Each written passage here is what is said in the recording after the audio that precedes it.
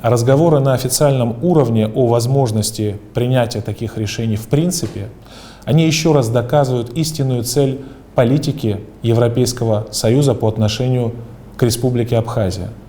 Эта политика заключается в том, чтобы изолировать наш народ, загнать нас в угол и диктовать свою волю.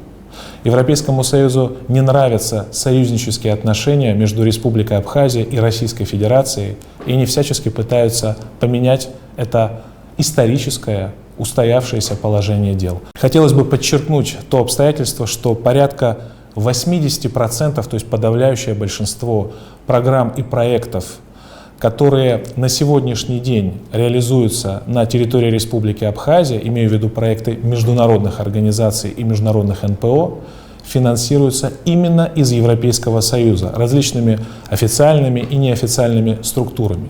То есть более 80% проектов и программ — это средства Европейского Союза. С одной стороны, они проводят якобы гуманитарные проекты на нашей территории, с другой стороны, не признают паспорта, выданные на территории Республики Абхазия. Это, безусловно, политика двойных стандартов, на которую следует обратить внимание.